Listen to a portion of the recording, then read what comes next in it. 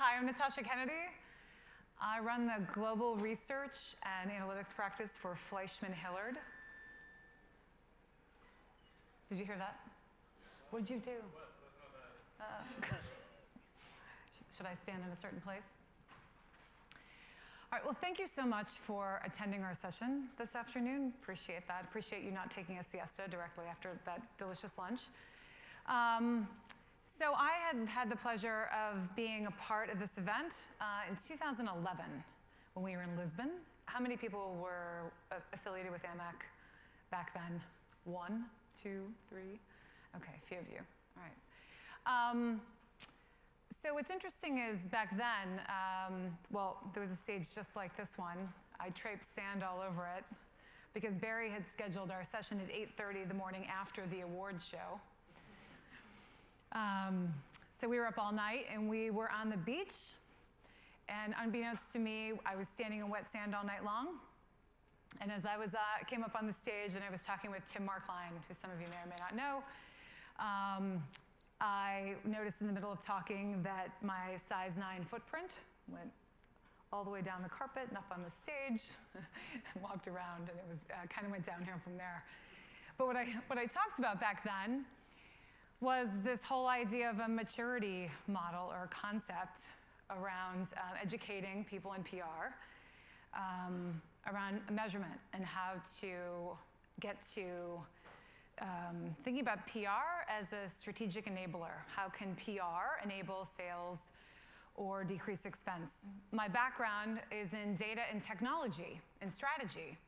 And so for me, coming into PR, it all just felt like data that had to be organized. So social media data, traditional media, primary research. You know, I thought of it as just one big data set. And when I joined Edelman back in 2004, where I was with Jonny, who's on the panel, we brought in text mining. We started doing text analytics. We started doing web crawling. We started just scraping websites using text analytics to make some sense of that, looking at primary research data, and putting that into the text analytics platform too. We combined our primary research teams and our media analysis teams together, and people thought we were crazy. The people that we hired were data analytics folks. They had backgrounds in technology, backgrounds in mathematics. Again, they thought we were nuts. We were doing this in 2004. But what we really discovered was, you know, there were people that had an appetite for thinking about data and creating a smarter way of measurement. I don't want to negatively connotate AVE if you're doing AVE in this room. You know, I think at some point that was a measurement that worked. But there were people that had an appetite to do smarter measurement. So what today I want to talk about is I have this wonderful panel with me, and we want to kind of debate AVE and also share with you our point of view on how we've helped evolve that discussion within our organizations and with our clients. Please help me welcome John Meakin. John is the Global Head of Strategic Services for Grayling. He's the first gentleman on my left. Then we have Allison Spray, who's the Head of Data and Analytics for Hill+Knowlton Strategies. Jonny Bentwood, who's the Global Head of Data and Analytics for GOLIN Harris. Giles, Peddy, who's the SVP of EMEA for Corporate Development for Lewis. And then finally, Francis Ingham, who's the Director General of PRCA and Chief Executive of ICCO. We've been told that we're got a bunch of strong egos on this panel, myself excluded, of course, and Allison. But we did want to keep this kind of fun. So if you don't want to be entertained, you probably want to go to the other session. But I myself like to spend an hour on stage with a bunch of folks that I admire and respect, having a good time, engaging in a good conversation. So that's really what we're here to do. So this was my favorite analysis of the year so far. This was done by USC Annenberg. They did a study of internal and external PR practitioners, and they asked what the top skills of the future were.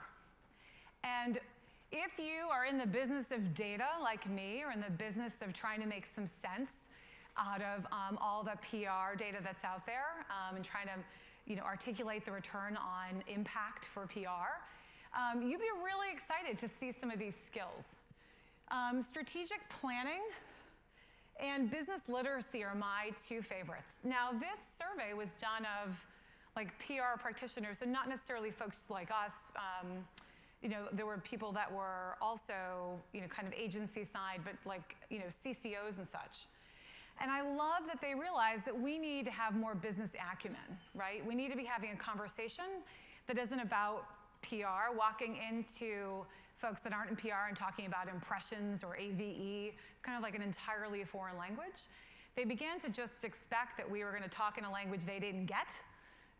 And so now we've really come to the conclusion that we have to have a whole different skill set in order to have a conversation that really is in line with the rest of the business. My other two favorites are behavioral science and primary research. I would imagine that if this survey had been done at some point before this, that they probably wouldn't even have made the list because folks just didn't believe them to be important. Behavioral science, I really believe is going to be important based on kind of this new power shift that's occurring globally and the power of the consumer and this transparency that we've been hearing a lot about at this conference. Data is going to explode, right? And so there's another opportunity for us to be thinking about how we make any kind of sense of all this data. I laugh at people that want to talk about artificial intelligence and that can't or haven't embraced data analytics as part of their business or realizing they need skills in order to make some sense out of all this data. Because artificial intelligence runs on data and it runs on technology, and you've got to make some sense of that first before you take the leap to technology. Another really important factor that's driving the need for PR to be able to have a discussion that is more return on impact based is the fact that you've got this C-suite that is now a C-suite that's coming from a chief financial officer background. So you've got more chief financial officers in the CEO roles. They're wanting to change the business and make sure that all departments can really have a conversation that's about the impact on the business. And so this is why PR, really can't not step to the table on this one. So I'm going to ask John now to talk a bit about what they're doing at Grayling. Thank you. One of the words that I've heard a lot over the last day and a half has been the journey. And we're all, to a greater or lesser extent, on some kind of journey about transforming the culture and the thinking within our own agency organizations and within our clients as well. And Grayling, like lots of my colleagues, we're on a journey. If I'm being candid, I'm among friends. We are further back in that journey than some of my esteemed co-panelists. But I want to be practical for this workshop. It is a workshop, and talk about the journey we're on and the steps we're going through to make ourselves more sophisticated and our clients more sophisticated. One of the challenges that we have is that while we are an international network, we are a fairly lean organization, which means we don't have the resources that an H&K or a GOLIN does. And so we don't have great analytics teams that are serving the needs of our client account teams. And so I can't tell you the number of times that I've been in pitch rehearsals with our account teams, and they say, well, let's just put in the measurement slide. And I think most agencies have the measurement slide. It's the slide that says, yes, we take measurement really seriously. And look, here's a diagram with our methodology. And then forget about it, and then never actually happens. And the challenge is, the reason that happens is because clients say, we want to see a demonstration of measurement and evaluation.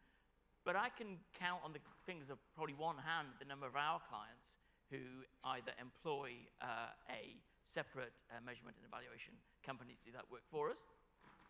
So they tend to expect us to kind of mark our own homework. And when fees are tight and resources are tight, there's a reluctance to set aside money and sacrifice fee to do that. So what we end up with is the measurement slide, and it's always a bit of an afterthought. But one of the joys of my role as head of strategic services is that I get involved in clients at the start, kind of at pitch stage, and at the end when we're putting together case studies and reward entries and that kind of thing. And of course, what you find at the end of the process, surprise, surprise, every client is different. Every campaign is different. So the measurement slide, it just doesn't work. You can't have one slide that serves all purposes. It's a bit of a nonsense. So what we then try to do is take people on that journey, and we do it one client at a time. And Grayling is like most agencies in the world. We operate like a boutique. We don't have the heft of some of the larger agencies. So we're effectively acting like a boutique agency in all of the individual markets that we serve. And so it really is hand-to-hand combat in trying to bring account teams and clients with us on that journey. And this is where AMEC comes in, and the AMEC integrated framework comes in. So any smaller or medium-sized PR agencies that are trying to go on that journey as we are, I would say AMEC has done the hard work for you. They've brought together the best brains in the business, most of whom are at this conference, to develop this incredible framework that enables you to take that, adapt it if you like, but pretty much use it wholesale to take your clients on that journey. And so we've started doing this one client at a time. I'm based in San Francisco, and that's been a bit of a test market for us. You'd think San Francisco is more sophisticated than it perhaps is. And I can't tell you what a revelation it's been to the clients to say, oh my God, this isn't the measurement slide. This is a measurement methodology that is tailored to us, specific to us. You're telling us what impacts you're going to measure, and it's something that they've usually never seen before. So one client at a time, based on the integrated evaluation framework that AMEC has already developed. But it is a process, and it is a journey. And when I get back to San Francisco, I'm going to be rolling out a whole internal education program about how we can accelerate that change within our agency and within our culture. And the culture is one of the third challenges that we have. The PR profession traditionally is staffed more by wordsmiths, English majors and humanities graduates, and not necessarily the data analysts that Natasha was referring to. That's still largely the case, particularly within the smaller agencies. So there is a cultural challenge of finding people who have a thirst and a passion and a desire to understand and to push the boundaries in terms of measurement and evaluation within our existing account teams. So it becomes about pegs and holes. You can't force square pegs into round holes and vice versa. So as we go through this process, we're trying to identify the people within Grayling who have that enthusiasm. And what we've found is it's not necessarily the grey-haired people like me. It tends to be the digital natives, the younger people who've grown up with technology and who understand figures and data and analytics much more naturally than people of my generation. So what we're finding is that the advocates and the internal evangelists are very often the account executives or the account managers who are driving it from the grassroots up and making that change from the bottom. And they're also more comfortable with the tools. And I guess that's the final point I'd make, is that there are a host of tools out there that you can use. You can measure pretty much anything these days. And we've seen from the great sponsors and partners out in the lobby how you can do that. And that familiarity with the tools and using the right tools for the job is what's going to get the job done. So drop the measurement slide, be pragmatic and take it one client at a time, and use the right pegs in the right holes and identify the evangelists within the organization. And then we can all move on that journey a lot more quickly. Thanks very much. So when I was first asked to talk about how we think about measurement for H&K, my mind immediately turns to the integrated evaluation framework. I would completely echo everything that's just said about a lot of the hard lift being done for you. I think there's three reasons for me that is such a valuable tool, and one that I still think people don't make enough use out of. First is just that it does give you that consistent and credible approach, and that's me saying that as a measurement person, but also being able to go to my clients I didn't make this up. It's not something that we've made up as one company or someone else. This is from all of us who thought about it. It can be tailored. So it's really important, as you've just said, that we make sure that this is something that doesn't just work for that one kind of specific use case, and that's it. It works across different channels. It works across different objectives, and it always ties it back to what the business is trying to achieve. And, nice bonus point here, it's a key component when you start to think about awards, because increasingly we know people won't accept AVEs, that's just a full stop, but also being able to say, by the way, we use the AMEC integrated evaluation framework when considering how we would evaluate the success of this program is a nice badge to be able to have as well. So 3 reasons there to think about it for your next campaign. I think, unsurprisingly, when we think about how we apply the IEF, we do have a specific model for what that looks like. What we call it is made to measure. And I won't talk too much about it because I'm a firm believer that products are like baby pictures. I love talking about it. No one else wants to hear it. If you do, come find me afterwards. I've got brochures. But it's just a belief that measurement is unique. Every single client I work with, that my team works with, is doing something different, and they want to achieve something different with that information. And most critically, the way their business works is different. So it doesn't make sense to have an out-of-the-box solution that applies for everybody. You have to think about how will you apply the framework. What does that look like? What kind of data sources do you need to make sure that you're collecting so you actually can consider all of those channels and activities? And obviously, how will you report it back in a way that that particular business can understand? So I thought I would leave you with 5 quick nudges to think about how you can get your business to make more use of measurement generally and the integrated evaluation framework specifically, which I've brought, funnily enough, from our behavioral science team. Also 2 from me. I'll let you guess which one. Yeah, I'm counting 2. So first, keep it simple, which sounds really basic, right? But one of the biggest principles for behavioral science is this idea of satisficing. We're really good at settling for good enough, at that easiest thing, the low-hanging fruit. So if AVEs are out there on a plate, that's exactly what we'll select, because it's easy, we know what it is, fine, done, I can move on to the next thing on my to-do list. So as you think about how you put together your measurement proposals, for those of you who are on my side of the fence, think about how you can package it, how you can make it easy to buy, and maybe don't bring AVEs up. And then a lot of the time, I think you'll be surprised at how fewer you have those discussions.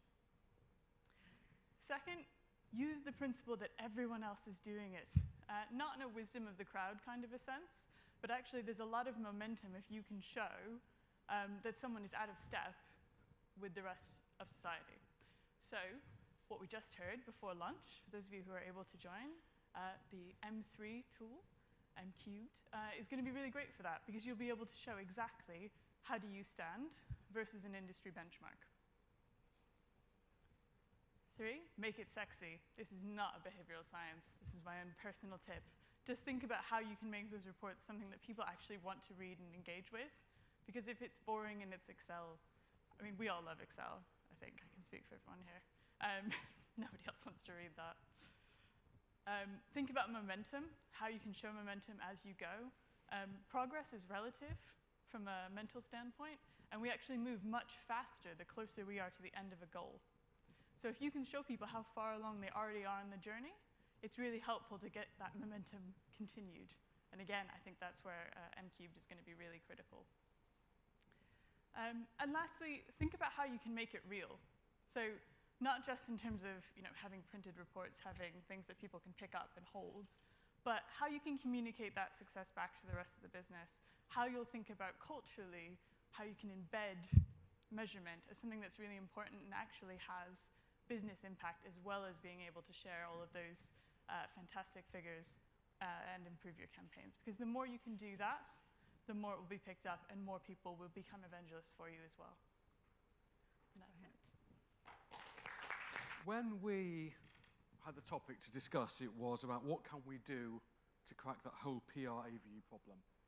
And my answer is pretty simple. You give something better. Now, nothing pisses me off more than when people say, what measurement? It's not rocket science, is it? Well, you know what? It is. What we're doing is bloody smart. It's fantastic. And I want us to be proud of how amazing we are. So if anyone says what we're doing isn't rocket science, I call bullshit on that, because it is. And I want to share with you how we do something better. If people don't want to have AVE, let's show them what we can do. And the first way of doing it, and I like to sort of echo what Forrester said, which is 2018 is the year of reckoning. They said, those CMOs saying, where's all this money being spent? Prove the value. Well, let's go back to the original question. How is measurement being used at the moment? A lot of the time, it's being used in its worst way possible, the lowest common denominator. It's being used to describe what has happened in the past. Where's the value in that? So this is my challenge to everyone here. Stop it. If you are only using measurement to be descriptive, you're missing the value. Measurement should be used to analyze the past, to understand what we can be doing in the future, to be prescriptive. And then if we're really smart about it, we optimize, we learn, we use AI, we use machine learning, we use some of those wonderful technologies to see what will be happening, and we come to be predictive. Descriptive, prescriptive, predictive. And that is the approach that data should be taking. As long as you are showing the value in the lowest form, in pure what have we done in the past, and what's the point? I don't want to find out a month after the fact, after the campaign's finished, that we should have done something different. I want to use prescriptive to realize what we should be doing right at the planning stages. I want to do predictive to understand that if we tweak something, it's going to go even better.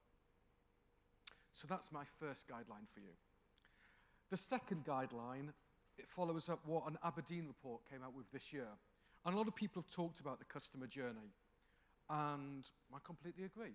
They said that firms and marketing departments that use the customer journey approach had a 50% increase in their efficacy. Now think about that. What is one of the biggest bugbears about when I see people do our work in GOLIN? It's that the PR teams have this great idea and they just do some stuff. I hate people doing stuff. It's like, what's the point? Why are you doing it? So let's be clear. I am going to link every single campaign we do to a part of the customer journey. That's the objective. I'm then going to think, what are the different tactics I can do that will allow me to achieve that part of the customer journey? And then, what are the different forms of metrics I can do to measure the success of that part of the customer journey? So we talk about AVEs, and you know what? At least in the majority of my clients, AVEs just isn't even an issue. Where I do have an issue is people talking about impressions. So I'm going to talk about this anecdote with relation to impressions. The reason why you need to follow this approach is at worst, when you pick a bullshit measurement like AVE, or impressions in this case, it's a vanity metric. It means nothing. Well, what can be worse still is it can encourage your teams to be doing the wrong job. Let's think about two parts of this customer journey. Let's look at awareness. Let's say I'm coming to do a brand launch. If brand launch is my goal, my objective in the customer journey is increasing awareness. If that's awareness, what are the PR tactics I would do? Well, maybe I'd focus on influencers who have got a high reach. Now, let's change that to consideration. Let's say we've got an established product. If you've got an established product, what I'm trying to do is change people's opinions. My PR tactic there is to focus on those niche influencers that make a difference, who don't have a high reach. Going back to what I said before, if you are only focusing on bullshit vanity metrics, then you're encouraging your teams to do the wrong job to hit objectives and metrics that don't mean anything. So, my ask of you is think about the different metrics that hit each stage of the customer journey. As I look at what success looks like, I have this utopian vision of owned, earned, and paid in one place. And PR is earn-centric. Now, you ask around and people say, well, who do you work for? I work for a PR company. I don't work for an integrated communications marketing company or any of the other ways of people to talk about it. I work for a PR company. And at a PR company, we believe that we should be earned first. We amplify earned through paid. Now, here's a lesson for everybody. Anything that is great on earned media will always work well in paid media. The reverse is not the same. So we will always start with earned. We will amplify through that through paid, and we're going to be data-driven in how we make our decisions. So as I come to the end of this slide, I just wanted to remind you of a few things. How do we crack that PR problem when people are holding on to AVEs? Give them something better. How do we do that? We change our approach to show the value. We don't just be descriptive, but we be prescriptive and predictive. How do we change our campaigns to be data-driven? Well, we start off by linking it to the customer journey, by linking the objective with the tactics, with the metrics that underpin each one of those. We are earned first, we amplify through paid, and we're data-driven. Thank you. So, it's always quite hard following three really rather good presentations. Francis and I, we've definitely got the bogus slots, I feel. But what I wanted to talk a little bit about is, and it addresses some of the things you've already heard, is specifically around AVEs, just quickly. How many of you in some capacity, whether you're a monitoring company or an agency or a client side, are using AVEs in this room? And are willing to admit it. And are willing to admit it. Do I see no hands, Barry? Oh, one hand, two hands. Any more? Three. It's like an auction. Any more? Barry, really? 4 people in this room out of whatever, 50 people. Well, that's tremendous. But the question I would like to ask is not, the question is this: why? Why are you using AV? And I agree with there are other better mechanisms. There are better ways of doing it. So the question you need to ask yourself is, why are you doing it? Is it because management understand it and therefore demanding it? And therefore you should ask the question, why? Why are they demanding that? Oh, because we've always done it that way. Why? So as you can see, I'm talking about the 5 whys. Why are they doing it that way? You should question them on that approach. Why are they doing that? Because I don't know another measure. Why? Because I'm an imbecile. Why? I didn't go to university. Why? Because I didn't get good A-levels. Why? I didn't work. Why? Because I played football. Are you any good? No. Well, okay. All right. Ask the questions. Why? 5 whys. Think about that. You'll get very, very good questions. So it starts, for example, I'll come back to my 5 whys in a second.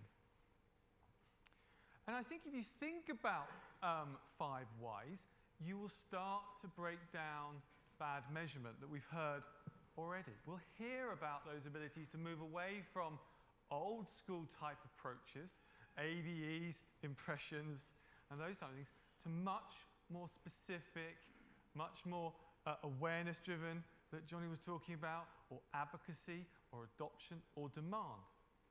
And I think that's where you've got to start thinking about that and educating your clients on that. That is bad approaches. And it's not always just AVEs, but as we're seeing, we've nearly eradicated that. There are still bad mechanisms out there. So I like asking, when I talk to clients and the senior, let's say MDs or CEOs of my clients, I try and ask them a simple question. What business impact, they're asking me even, what business impact are you going to have on my organization? And like all good PR people who do media training, you should answer a question with a question. Shouldn't we, Francis? No? Why? Start to ask them the question. Why does that matter? Well, I've got a demand problem. Why have you got a demand problem? Because we've just launched a new product. Why did you launch a new product? Because we wanted to diversify. Why did you want to diversify? And we're starting to understand the root cause of the client's problem. And that's their strategic objective. And then that ladders into your communications objective. So we've heard a lot over the last 2 days about the integrated evaluation framework. This is what Lewis did to take the IEF and apply it in our agency across 28 offices and over 500 staff. So it is the IEF, but we just put it into a circle. But it starts at the organizational objectives. Why are you doing that? What are you trying to achieve? And we work our way around. So I'm not going to go through this because you're very familiar with it. But what it allows you to start is having a strategic conversation. And one of the things I think we've got a little bit focused on as PR people or marketing in general is we like to look down quite quickly. Rip it up, rip it up, rip it up. Let's get like, oh, impressions, tweets, have we driven awareness, NPS scores? Okay, great. But we should also look up across. And that starts with those questions, why? So this is the framework in practice with a case study we've done with PayPal. It was a demand generation program using email and social. And I won't go through it, and it's obviously those who do design work and will have a fit, because there's more text on this slide than you'll want to shake a hand at. But it was the principle of it. And what we actually, top line was, in 6 months, they want to increase their lead to opportunity conversion above 50%. We went from 50% to 88%. In a nutshell, we did $1.5 million in 6 months, targeting just 60,000 UK customers. As a result, they broadened it out into the entire UK, and we did some amazing demand. And why? The business impact. Because they needed to sell more, fun enough. So we got really to the heart of it. They weren't converting, so we needed to improve their conversion rate, their engagement rates, as per Jonny was talking about, and ultimately we could measure it with over $1 million in revenue in this process. But it started with us asking, why? What is the problem you've got? Why have you got that problem? And just keep asking that question. And then the rest, with the brains of people that you work with in your agencies, like my esteemed colleagues here, you'll crack it. And you'll crack it using a great framework. So my 3 quotes to leave you with, and I will be quiet, I promise, Natasha. Is one of them why? I just want to know. I'm afraid it's not. Is this. Just think about these. If you cannot measure it, you cannot improve it. Someone quite famous said that, Lord Kelvin. And I think that's absolutely right. And I think echoes, what Jonny and the others were saying in terms of, if you're really truly measuring on the journey that I think Jonny was talking about, you can improve it and optimize it, I think you talked about. All good journalists and writers, and again, always learn about Rudyard Kipling's 6 Honest Serving Men. I knew them well. All right? Ask the who, where, what, when, how, who, and why. So ask the question. That's a good story, right? If you're writing a story, those are the 6 questions you need to answer. Same applies for measurement. And he's quite famous as well. And my last one is this. Evaluation is not the same as measurement. And we're very guilty of doing that. Measurement is at the beginning. What are we wanting to achieve? Why do we want to achieve it? What are the objectives we're trying to achieve? And evaluation is at the end, did we hit our objectives? At the moment, most agencies, most people think evaluation, I'll do all at the beginning. It's not the same. So I'd leave you with those things. Measure it so you can manage it. Rudyard Kipling, and evaluation is not the same as measurement. And Francis.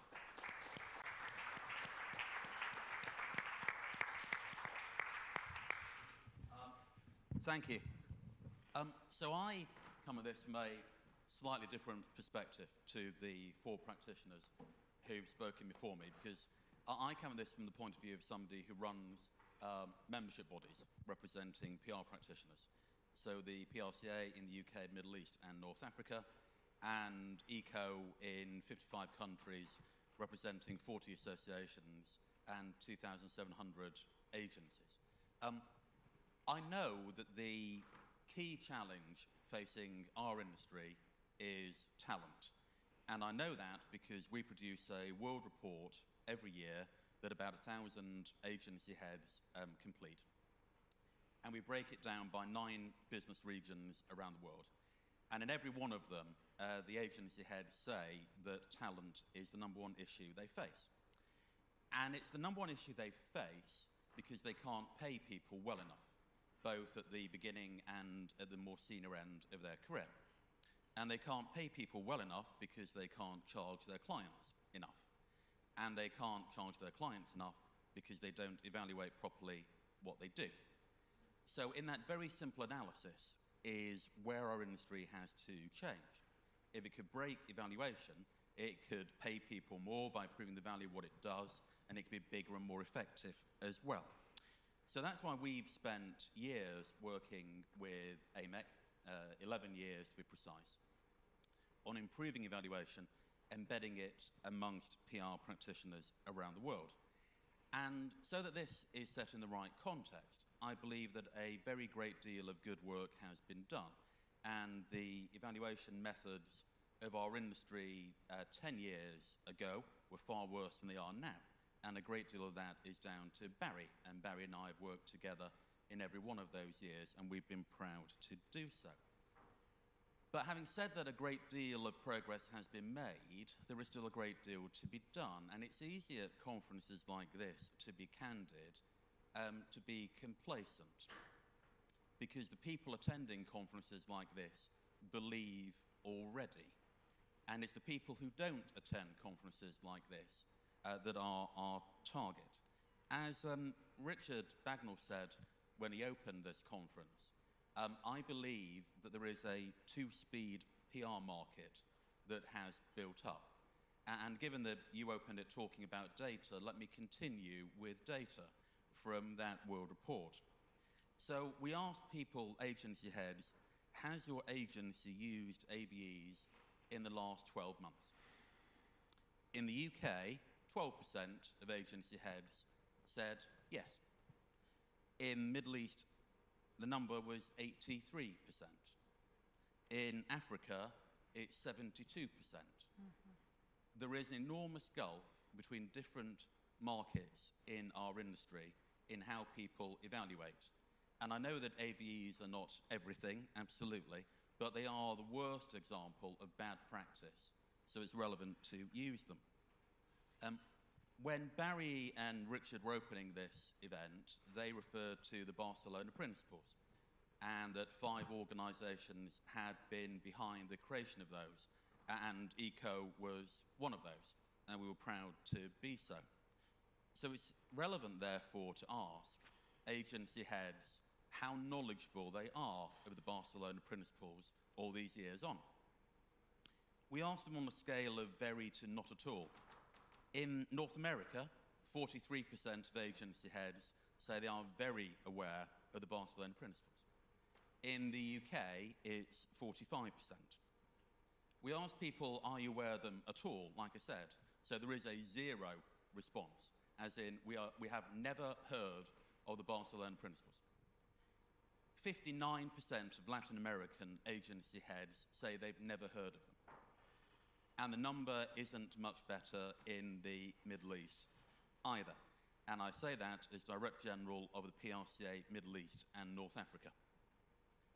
We also asked them, how knowledgeable are you about the integrated framework, something we worked with Barry on as well, and that we believe is the cornerstone of good practice in the future. Something we're very proud of and we believe in completely. Very or somewhat aware. UK, 71%. Great. Western Europe, 58%. Have never heard of it. Globally, agency heads, 43%. Latin America, 71%. Middle East, 67%. So, much has been achieved, but we kid ourselves if we don't recognise that much is still to be done. It's very tempting to say mission accomplished and just one more heave and AVEs will be dead around the world. And I've heard that plenty of times. It's very tempting and it's very wrong. I think we have a few challenges for all of us, and I'd like to just name a few of them. The first one is the simple one: stick at it. This is an issue that has been diminished over a decade, but is still here and still holds back our industry. The second one is this: I judge plenty of awards programs around the world. I would say in most of them, AVEs are the measure by which agencies try to win an award. At our ICCO European board meeting last week, I had a presentation from an association, as in the people who are supposed to drive forward progress and sophistication within their market. Their measure of how well, as an association representing PR people they are performing, is on AVEs of the coverage they have received. And that is an association. You did the hands up around the room, who does AVEs, and Alex Aiken did it yesterday, and today 4 people put their hands up, and yesterday, because Alex is a bit scarier, nobody put their hand up. When we asked people at the African PR Association in Botswana, virtually everybody put their hand up. Mm-hmm. So it is easy to delude ourselves. The next one is that some of the big agencies, the groups, the holding groups, submit work outside of the UK and North America and Western Europe that they would never dream with sophisticated evaluation techniques. And they submit work outside of those regions with evaluation techniques that are purely based on AVEs. So some of the biggest companies within our industry accept measures they know to be false when they are working outside the well-developed markets. And the final one is this: we have lots of PR people speaking at this event, but if you go down the list of attendees, it's a very small percentage. And at the PR events I run at the PRCA and ICCO, we have quite a few evaluation people speaking, but very few evaluation people attending. We need to find a better forum to exchange views. So, let's recognise we still have a problem, let's continue working together to solve it, and if we do so, we can solve it, but we can't delude ourselves that there is a persistent problem within our industry. Thank you. That's good. Okay, I'm going to step down here to try to engage you all to ask some questions first before I have some of the panel. Anyone want to volunteer? Oh, you in the back, White, Mr. White. Hello, Jesper from Quantum in Denmark. I want to thank you for a great panel. And also thank Francis for, on Twitter a few weeks ago when there was the royal wedding, I saw you called out, I can't remember the name of the organization, somebody was using AVEs as a measure for how much brand value Britain was getting from the royal wedding. And that actually, when I saw that that Saturday, it made me think I'd just seen a Danish government institution using AVEs as a measure for how much branding effect they'd done on behalf of the Danish country. And I wanted to call them out, but unfortunately they have political taskmasters who dictate that they must use AVEs. So my question to the panel is, even if the comms people get it, but their hands are tied for political reasons, for ego reasons in political circles, how do we fix that? I mean, what can we do against politicians with egos? I'll take a first stab at it. So it's funny that you say that. I didn't know that you'd tweeted it. One of my team also forwarded an article onto me it was Fox News, in that particular case also using AVEs to talk about some such bollocks. And I at the time was just like, oh, that's really shocking, but don't share it because you're just going to make it go further. Just ignore it. That's my advice to her. I think when we start to have those conversations about how we move people away from AVEs, part of the journey, and I'm going to say something that will be wildly unpopular, is not just saying, well, you can't use them, done. Because that just completely shuts down dialogue, and that's the first rule of having a negotiation, is you have to be able to give and take. So I think saying, okay, well, while we keep tracking that, why don't we start tracking this other measure that is better, that you can actually see how it's going to help you optimize your campaigns, and hopefully over time, wean them off of those measures that we know are bad, and they'll be able to see are bad because we show them why the others are better. Entirely, give them both. prove which one's better. Yeah. And the moderator would like to add something. I think, so while we've come a long way, so there are more of us that are aware that we need to be asking a different set of questions around the objectives of the organization and then designing the communications objectives. I think we underestimated that this was a big change management campaign, right? This is a big behavior change shift that we need to have on the industry, right? This is a transformation. And like any good measurement folks, you know, while we thought about the fact that we had to have this conversation and we had to change this industry, we mostly did it among ourselves. And we were having a lot of these conversations ourselves. And the good news is many of us are educated now. But to something Richard said, you're still here, is that this is about education and the continuation of education. And for Asia, that your research was really exceptional. Just being there myself, the teams there that I work with were all using AVEs, but really eager to do something different. So that was enlightening, and you know, of course, I was there to give them something different. Any other questions? Yes, yes, sir. I'm just wondering, since AMEC is all about measurement, has anybody plotted the outputs, outcomes, the impact of getting rid of AVEs as a program? Oh, interesting. Did you do any, have you done research over time? Yes, over time, the numbers have gone down. So, for example, in the UK, last year was 12%, the year before was 16%. But I remember, given Richard's in the audience, that at the last conference last year, he was asked, when will AMEC begin measuring its own success in terms of numbers? So maybe he has a better view on that. So, to answer the question, yes, we do track it. It's part of our global insights survey. And I mentioned yesterday, I think, that in 2010, when the Barcelona Principles were done, 80% was the number, and that's dropped down to, it's depending which survey's done, the number tends to come out at a global level between 12 and 16%, depending which survey. The issue's absolutely right with what Francis said. What you might call the more advanced markets, you know, the outliers are the people who don't do it. But in the markets that you've just been talking about, there's a real problem and a real challenge there. And my question, I guess, is who's allowing that? And I think one of the panel alluded to that. Who's allowing it? You know, PR agencies are in these markets. Why are PR agencies allowing this false metric to be used?